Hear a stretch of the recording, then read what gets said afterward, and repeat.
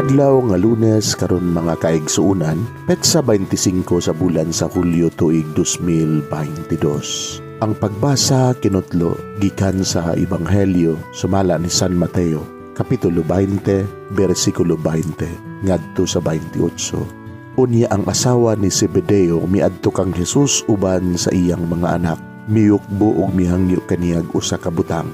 Nangutana si Jesus kaniya, unsa may imong gusto? Siya mitubag, isaad kanako nga kining duha ko ka anak palingkuron mo sa imong tuo ug sa imong wala kun maghari ka na.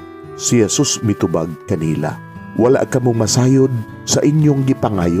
Makahimo ba kamo pag-inom sa kupa sa pag-antos nga sa dili madugay akong imnan? Sila mitubag, oo, makahimo. Si Jesus miingon kanila, kamo makainom gayud gikan sa akong kupa, apan wala ako'y katungod sa pagpili kung kinsa ang palingkuron sa akong tuo ug sa akong wala. Kining mga dapita alang lamang ni adtong giandaman niini sa akong ama. Sa pagkadungog niini sa napulo ka tinun-an, nangasuko sila sa duha ka magsuon. Busa gitawag ni Jesus silang tanan o giingnan, nasayod kamo nga ang mga namunuan niining kalibutana nagpahodhaw og ang mga kadagkuan hangol og gahom. Apan dili kini mao ang paagi nga angay ninyong sundon. Kun usa kaninyo gustong ilhon nga dako, kinahanglan nga mag-alagad siya sa tanan. Ug kun usa kaninyo gusto nga mulabaw sa tanan, kinahanglan nga magpaulipon siya kaninyo. Sama sa anak sa tao nga wala mo anhi aron alagaran kundili sa pag-alagad ug paghatag sa iyang kinabuhi aron pagluwas sa daghang tao. Mga igsuon, ang Ebanghelyo sa Ginoo. Daygon ikaw o Kristo.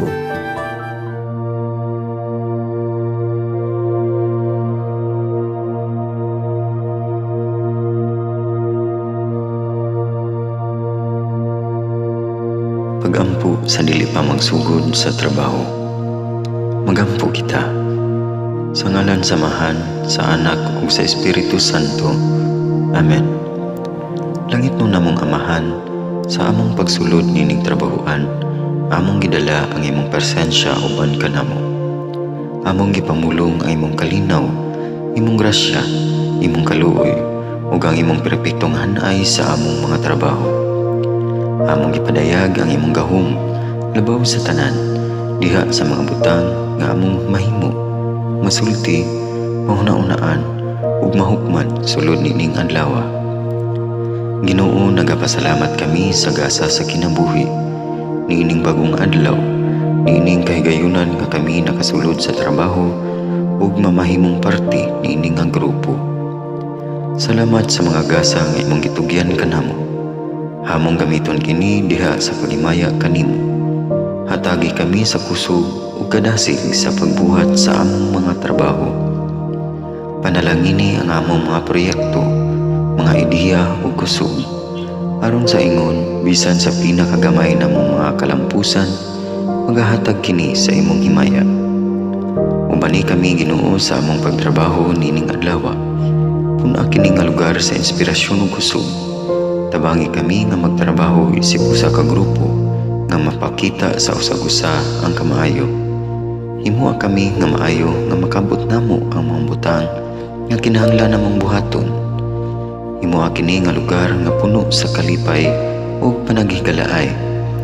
Ug kamugaway ug kalinaw ang mapatigbabaw niining dapita. Ginoo, kung kami anaa sa kalibog, giyahi kami. Kung kami muwadaan sa kadasig ug paglaom, dasiga kami.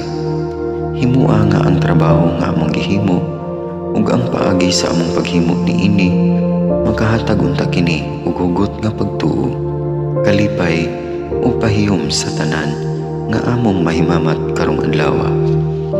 Panalangini ang among mga pamilya, among Pinoy-anan, among nasod. Himua nga magmatidud-anon kami sa pagtagad ug pag-amuma sa kalikupan ug sa tanang may kinabuhi, diha sa pagbuhat kanamo sa pagkabuot sa imong pangandoy alang sa hustisya ug kagawasan. Ug Ginoo, sa among pagbiya nining lugar, tagay kami sa imong panalangin ug kaluoy sa among pagbiyahe. Panalangini ang among mga pamilya ug Pinoy-anan nga anaon ta sa maayong kahimtang sama sa among pagbiya kanila. Ginoo, salamat sa tanang butang nga imong nabuhat, sa tanang butang nga imong gibuhat, ug sa tanang butang nga imong buhaton pa. Sa ngalan ni Jesus, among giampo diha sa tumang pagigugma ug pagpasalamat. Amen. Sa ngalan sa Amahan, sa Anak ug sa Espiritu Santo. Amen.